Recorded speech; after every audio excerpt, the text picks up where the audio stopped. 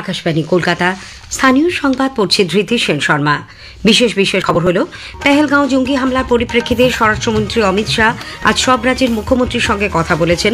কেন্দ্রীয় স্বরাষ্ট্র সচিব গোবিন্দ মোহনও রাজ্যগুলির মুখ্য সচিবদের সঙ্গে ভিডিও কনফারেন্সে কথা বলেন। কেন্দ্রীয় সরকার পাটজাত পণ্যের উৎপাদন 2 থেকে 3 লক্ষ টন পর্যন্ত বাড়ানোর লক্ষ্যমাত্রা নিয়েছে। বিধাননগরে এসএসসি ভবনের সামনে থেকে অবস্থান তুলে নিয়েছেন চাকরিহারা শিক্ষকরা। মুর্শিদাবাদ ও জঙ্গিপুরের পুলিশ সুপারদের বদলি করা হয়েছে। উত্তর সিকিমে প্রাকৃতিক দুর্যোগ ও লাগাতার বৃষ্টির জেরে লাচেন ও লাচুংয়ে অনেক পর্যটক আটকে রয়েছেন। কন্টেন্ট তৈরির জগতে এক নতুন দিকের সূচনা করতে চলেছে world audio visual and entertainment summit WAVES. আসছে বিস্তারিত খবরে। পেহেলগাঁওয়ে জঙ্গি হামলার প্রেক্ষিতে পাকিস্তানি নাগরিকদের জারি করা ভিসা প্রত্যাহারের সিদ্ধান্ত নেওয়ার একদিন পর স্বরাষ্ট্রমন্ত্রী অমিত শাহ আজ সব রাজ্যের মুখ্যমন্ত্রীদের সঙ্গে কথা বলেছেন। রাজ্যে থাকা পাকিস্তানি নাগরিকদের চিহ্নিত করতেও বলা হয়েছে। সূত্রের খবর, ওইসব পাক নাগরিকদের দ্রুত সেদেশে ফিরিয়ে যাওয়ার বিষয়টি সুনিশ্চিত করতে মুখ্যমন্ত্রীদের পদক্ষেপ গ্রহণ করতে বলেছেন শ্রী শাহ। এদিকে পেহেলগাঁওয়ের ঘটনার পর এদেশে আসা পাকিস্তানিদের নিজের দেশে ফেরাতে কেন্দ্রীয় স্বরাষ্ট্র সচিব গোবিন্দ মোহন সব রাজ্যের মুখ্য সচিবদের সঙ্গে আজ ভিডিও কনফারেন্স করেন। ওই বৈঠকে উপস্থিত ছিলেন এ রাজ্যের মুখ্য সচিব মনোজ পন্থ। কেন্দ্রীয় স্বরাষ্ট্র সচিব বৈঠকে জানিয়েছেন, সাধারণ ভিসা যাদের রয়েছে সেই সব পাকিস্তানিদের 27 এপ্রিলের মধ্যে ভারত ছেড়ে চলে যেতে হবে। এছাড়া যারা মেডিকেল ভিসা অর্থাৎ চিকিৎসা করার জন্য এদেশে এসেছেন তাদের 29 এপ্রিল মধ্যরাতের মধ্যে এদেশ ছেড়ে চলে যেতে হবে। শুধুমাত্র ডিপ্লোম্যাটিক অথবা লং টার্ম ভিসা নিয়ে যারা এসেছেন তাদের ভারতে থাকার আপাতত অনুমতি দেওয়া হবে। এক্ষেত্রে রাজ্যগুলিকে কি করতে হবে তার জন্য লিখিত নির্দেশিকা পাঠানো হচ্ছে। ইতিমধ্যে নবান্নের পক্ষ থেকে এ ব্যাপারে জেলা প্রশাসনগুলিকে জানিয়ে দেওয়া হয়েছে। জম্মু কাশ্মীরের পেহেলগাঁওয়ে জঙ্গি হানায় নিহত পুরুলিয়ার ঝালদার বাসিন্দা মনীষ রঞ্জন মিশ্রের বাড়িতে আজ যান কেন্দ্রীয় প্রতিরক্ষা প্রতিমন্ত্রী, রাঁচির সাংসদ সঞ্জয় সেন। তার সঙ্গে ছিলেন বিজেপির পুরুলিয়ার জেলা সভাপতি শঙ্কর মাহাতো। মন্ত্রী পরিবারের পাশে থাকার আশ্বাস দেন। মনীষবাবুর পরিবারের পক্ষ থেকে ঘটনায় জড়িতদের কঠোর শাস্তির দাবি জানানো হয়েছে। মনীষবাবুর ভাই রাহুল রঞ্জন মিশ্র বলেন, মন্ত্রীর কাছে নিহতের স্ত্রী ও পরিবারের জন্য সাহায্য চাওয়া হয়েছে। অন্যদিকে ঝাড়খণ্ডের কৃষিমন্ত্রী নেহা তির্কিও আজ ঝালদায় মনীষবাবুর বাড়িতে গিয়েছিলেন। সঙ্গে ছিলেন ঝাড়খণ্ডের বিধায়ক ও অন্য কয়েকজন আধিকারিক। তিনি ঝাড়খণ্ড সরকারের তরফে নিহতের পরিবারকে সব রকম সাহায্যের আশ্বাস দিয়েছেন। উল্লেখ্য, পেহেলগাঁওয়ে জঙ্গি হানায় নিহত মনীষবাবুর দেহ গতকাল রাঁচি হয়ে ঝালদায় নিয়ে আসা হয়। সেখানে তার শেষকৃত্য সম্পন্ন হয়েছে। কাশ্মীরের পেহেলগাঁওয়ের ঘটনা নিয়ে এ রাজ্যে রাজনীতি করা হচ্ছে বলে রাজ্যের পুর নগরোন্নয়ন মন্ত্রী, কলকাতা পুরসভার মেয়র ফিরহাদ হাকিম মন্তব্য করেছেন। পুর ভবনে আজ সাংবাদিক বৈঠকে তিনি বলেন, জঙ্গি মোকাবিলায় ভারতের যে সেনা শহীদ হয়েছেন তার পরিচয় হিন্দু বা মুসলিম নয়, তার পরিচয় তিনি একজন ভারতীয় সেনা। এদিকে জম্মু কাশ্মীরের উধামপুরে জঙ্গিদের সঙ্গে গুলির লড়াইয়ে শহীদ সেনা জওয়ান নদিয়ার তেহট্টের পাথরঘাটার বাসিন্দা ঝন্টু আলী শেখের মরদেহ আগামীকাল তার বাড়িতে নিয়ে আসা হবে। সেখানে পশ্চিম পাড়ার ঈদগায় রাখা হবে জনগণের শেষ শ্রদ্ধা নিবেদনের জন্য।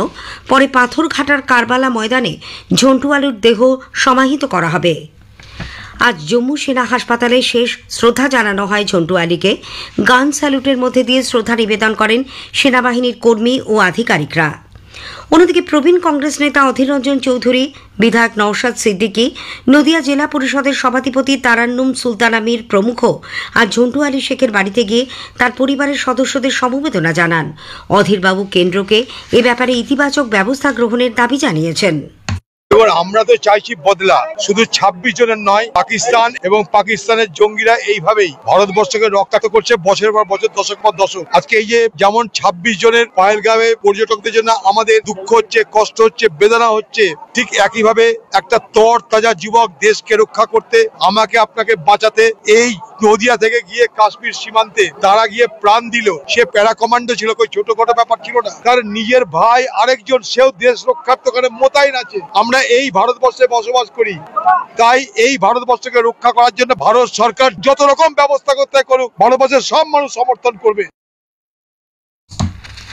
অন্যদিকে ঝন্টুর বাবা সবুর আলী শেখ ছেলের মৃত্যুর তদন্ত ও দোষীদের শাস্তির দাবি জানিয়েছেন। ছেলের সন্তান কোল খালি করে দিয়ে চলে গেল আমাদের। মা অসুস্থ, আমিও অসুস্থ, আমার বলতে কিছু নেই। বললেন হাত আর পা এখন ছেলের সঙ্গে যে আমি টাকা চাই খাই, ছেলে তো আর নেই, আমি যাবো কার কাছে বলো? আমি তো নিঃসন্তান, মানে একদম ইয়ে হয়ে গেলাম আমি, মানে আমি একদম শূন্য হয়ে গেলাম। আমি চাই যে তাদের শাস্তি হোক। হ্যাঁ, আমি এটা তদন্ত চাই যে কিভাবে মূলক। উল্লেখ্য 6 নম্বর প্যারাশুট রেজিমেন্টের বিশেষ বাহিনীর সদস্য ঝন্টু 2008-এ সামরিক বাহিনীতে যোগ দেন। জঙ্গিদের সঙ্গে লড়াইয়ের সময় তিনি গুলিবিদ্ধ হন, ঘটনাস্থলেই প্রাণ হারান। পেহেলগাঁওতে জঙ্গি হামলার ঘটনায় উত্তেজনার মধ্যেই সীমান্তরক্ষী বাহিনী বিএসএফের এক সেনা জওয়ানকে আটক করেছে পাক রেঞ্জার্স। পিকে সাউ নামে ওই জওয়ান হুগলির রিকশার বাসিন্দা। গতকাল ভুলবশত তিনি ফিরোজপুর সীমান্তে পাক নিয়ন্ত্রিত এলাকায় ঢুকে পড়েন। এদিকে প্রদেশ কংগ্রেস সভাপতি শুভঙ্কর সরকার আজ রিষড়ায় সাউয়ের বাড়িতে গিয়ে তার পরিবারের সদস্যদের সঙ্গে কথা বলেন। তার দল পরিবারের পাশে আছেন বলেও আশ্বাস দেন শুভঙ্কর বাবু। পিকে সাউ যাতে নিরাপদে ফিরে আসেন সেই কামনাও করেছেন তিনি। মুর্শিদাবাদ ও জঙ্গিপুর পুলিশ জেলার পুলিশ সুপারদের বদলি করা হয়েছে। মুর্শিদাবাদের পুলিশ সুপার পদে ছিলেন সূর্যপ্রতাপ যাদব, তাকে কোচবিহারের নারায়ণী ব্যাটালিয়নের দায়িত্বে দেওয়া হয়েছে। মুর্শিদাবাদের নতুন পুলিশ সুপার হচ্ছেন কুমার শনিরাজ, তিনি রানাঘাটের পুলিশ সুপার ছিলেন।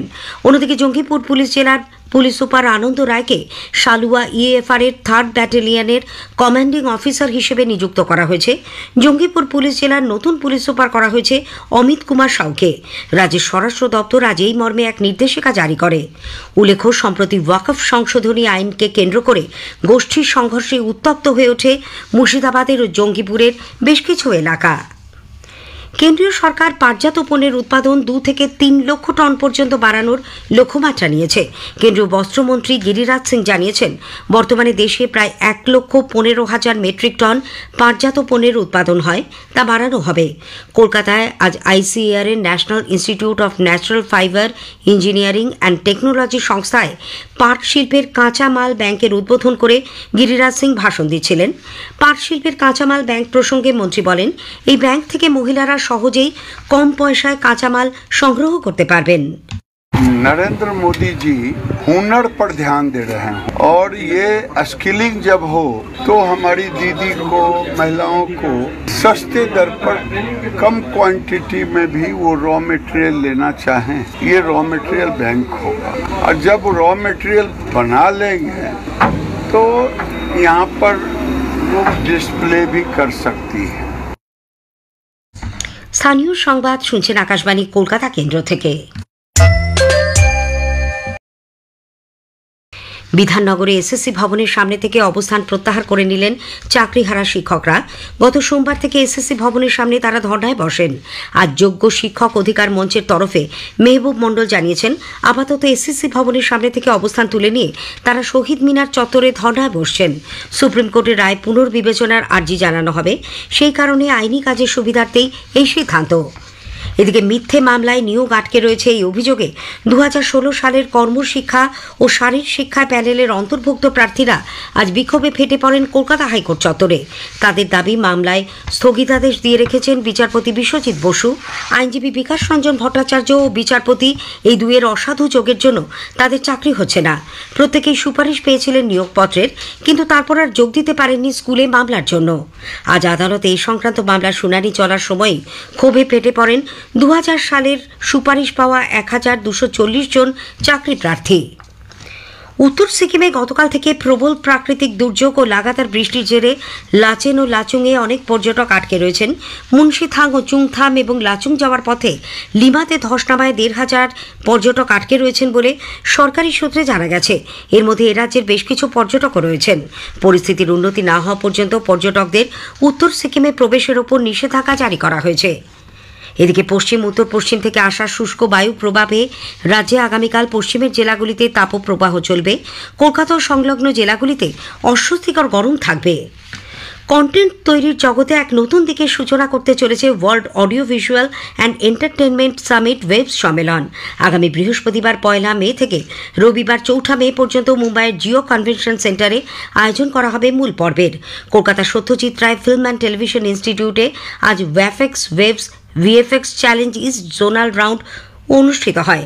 অনুষ্ঠানে জুরি হিসেবে উপস্থিত ছিলেন ওয়াকাথটুন স্টুডিও প্রাইভেট লিমিটেডের চিফ এক্সিকিউটিভ নিলয় কান্তি বিশ্বাস এবং অ্যানিমেটোজোনের ফাউন্ডার ডিরেক্টর শুভ্র চক্রবর্তী আকাশবাণীকে বলেন, সরকার সৃজনমূলক বিভিন্ন বিষয়ে নানান সংস্থাকে নিয়ে ওয়েবসের আয়োজন করেছে। ওয়েবস বলে একটা ইভেন্ট হতে চলেছে 1 মে টু 4 মে। এই ওয়েবসে প্রমোশনের জন্য গভর্নমেন্টের তরফ থেকে একটা বিভিন্ন অর্গানাইজেশনকে দায়িত্ব দেওয়া হয়েছে যে স্টুডেন্টদের একটা ফিল্ম কম্পিটিশন বিভিন্ন সাবজেক্টের ওপরে অ্যাবাই সেই প্রোগ্রামটা কন্ডাক্ট করে ফর ভিএফএক্স এর জন্য। তারা ফিল্ম তৈরি করবে এবং সেখানে কম্পিটিশন হবে, তারপরে সেটা সিলেকশন হবে এবং সেখানে আমরা তাদেরকে প্রাইজ দেবো। So this all are promotion basis. শেষ করার আগে স্থানীয় সংবাদের বিশেষ কিছু অংশ আরও একবার। পেহেলগাঁওয়ে জঙ্গি হামলার পরিপ্রেক্ষিতে স্বরাষ্ট্রমন্ত্রী আজ রাজ্যের মুখ্যমন্ত্রীর সঙ্গে কথা বলেছেন। কেন্দ্রীয় স্বরাষ্ট্র সচিব ও রাজ্যগুলির মুখ্য সচিবদের সঙ্গে ভিডিও কনফারেন্স করেন। স্থানীয় সংবাদ শেষ হলো, এরপর খেলার খবর 8টা 10-এ।